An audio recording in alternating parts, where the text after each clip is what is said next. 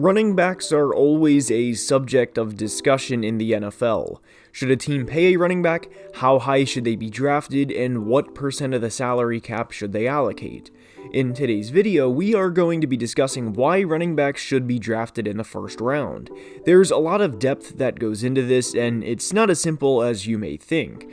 We are going to discuss some running backs that have been drafted in the first round over the past decade, why that was either a good or bad decision, and given we are in draft season, we will discuss Bijan Robinson too.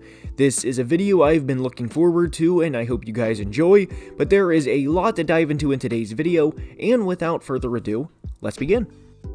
And we are starting today's video by establishing that yes, running backs should be drafted in the first round, but that does not make every situation equal.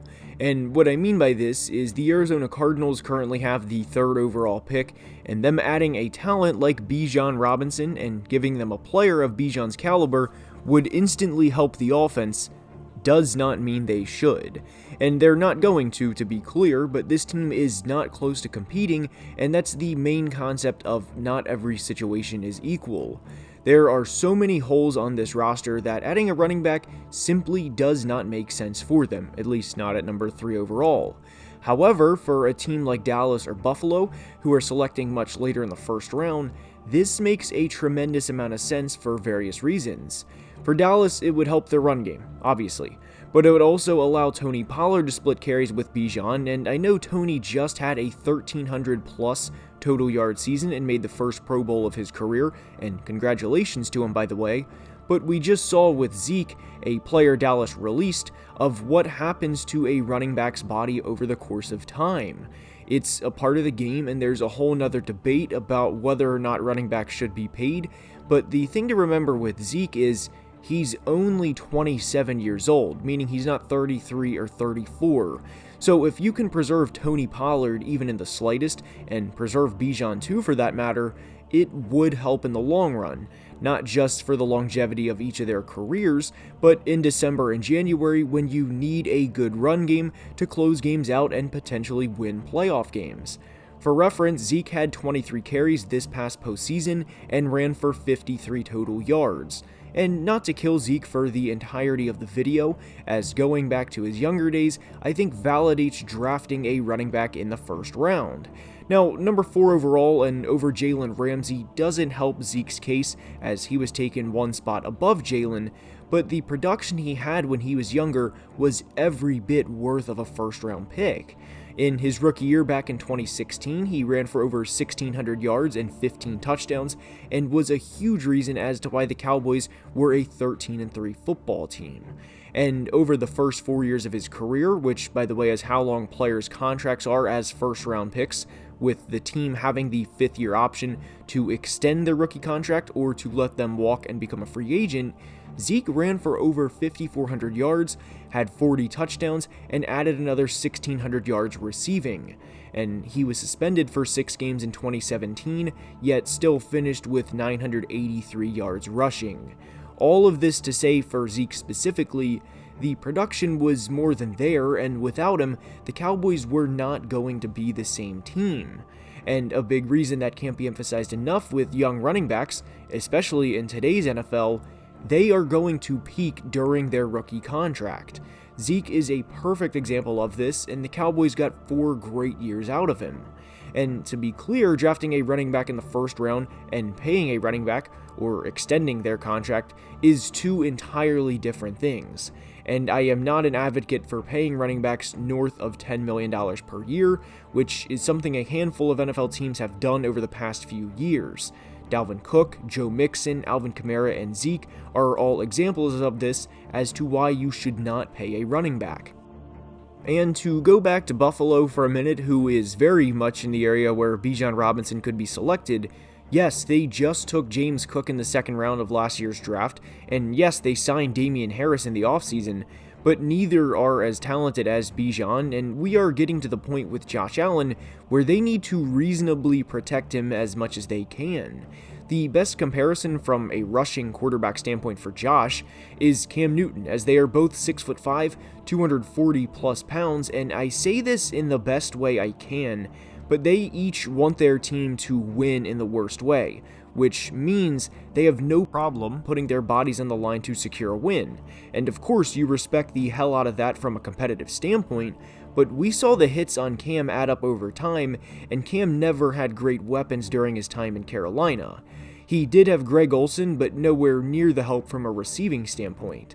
Josh has Stephon Diggs, and I am happy for him, but the Bills drafting Bijan would help protect the most valuable asset they have, which of course is Josh.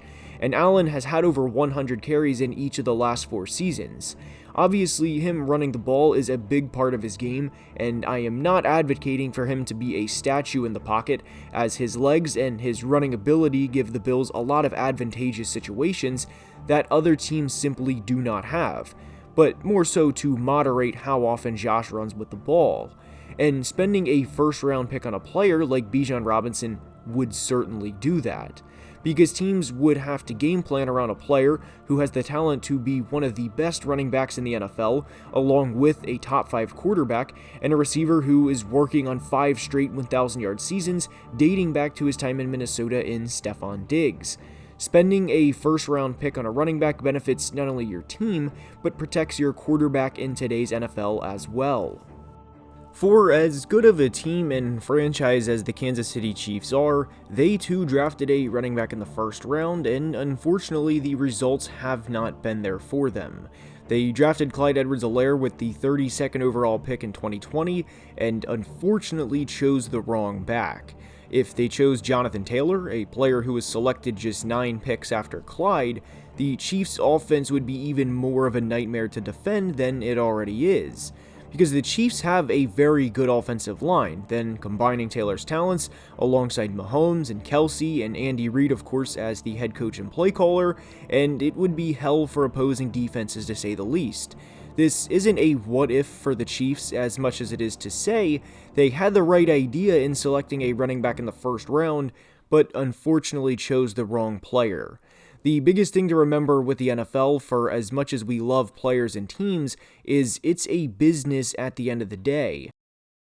And running backs have a much shorter lifespan at the NFL level than other positions, and it makes sense as they take a beating not only over the course of a game, but over the course of a season. And why it makes so much sense to draft a running back in the first round is, of course, you get a player not only at their peak, but you get them for a discount too. The Cowboys would have had no problem paying Zeke $10 million for the production he had in his rookie season especially, but they obviously didn't have to because he was on the rookie scale.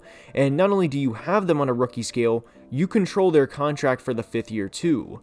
So if they are still healthy and still playing well in their 3rd year, the team can pick up the 5th year option, and if they're still playing well by then, you can franchise tag them for what would be their 6th season after them playing out their rookie contract, and after that, let them go.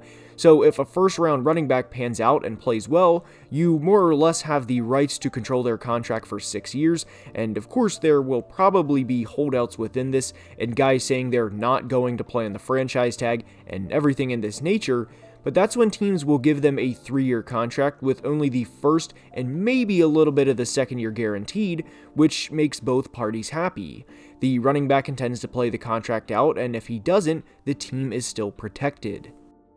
You may be wondering about a running back that was previously selected not just in the first round, but in the top 5 in Saquon Barkley, and for as talented of a player as Saquon is, yes, he should have easily won in the first round, but number 2 overall, especially to the Giants in that situation, was way too high for him. They were not ready to compete at that point in time, and the results they had in the ensuing years showed. Yes, they eventually turned it around, but in Saquon's first 4 years, they were 19-46 as a team, and that is probably the closest to what the Cardinals would become if they drafted Bijan at number 3 overall, which goes back to the point of, yes, running backs should be taken in the first round, but not all situations are equal. The talent is obviously there for Saquon, and the injuries he sustained in 2019 and 2020, for lack of a better word, sucked. He had an injury against the Bucs in which his ankle was rolled up on, and whether you are a running back or a defensive end or whatever position, you can't control that happening at the speed the NFL is played at. He tore his ACL in 2020, and again, that's unfortunate injury luck for Saquon. But drafting a running back can, in some ways, not in every way to be clear, but can change the course of a franchise. Back in 2015, the Rams spent a first-round pick on a running back from Georgia by the name of Todd Gurley. Gurley went on to win the Rookie of the Year, an Offensive Player of the Year, made 3 Pro Bowls, and was a 2-time first-team All-Pro. From 2015 through 2018, he was electric with the football in his hands, and especially during the first 2 years under head coach Sean McVay. During McVay's first year of coaching the Rams, Gurley had over 2,000 total yards as a back and had 19 total touchdowns.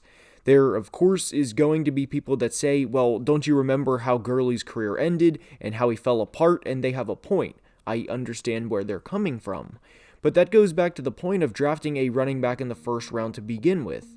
Todd's peak was in his 3rd season in what was a generational year from the running back position while he was on his rookie deal. I understand people that want to take a shot at players later in the draft and find someone like Aaron Jones who was taken in the 6th round out of UTEP, for example. But Gurley was the engine of the Rams offense, and there was a reason why the Rams were as successful as they were in both 2017 and 2018. Not just because of Todd Gurley, to be clear, as that would be very disrespectful to someone like Aaron Donald or Andrew Whitworth, but Todd having 40 total touchdowns in those 2 years, along with over 3,900 yards of total offense, is every bit worthy of a first-round pick.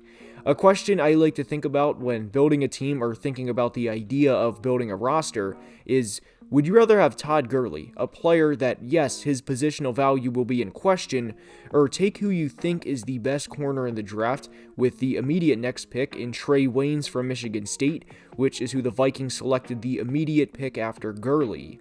More often than not, because running back's positional value is less than others, you can take the best running back in the draft instead of taking the 4th best corner or offensive tackle or receiver, and not have to wait for those guys to develop and to grow into their potential.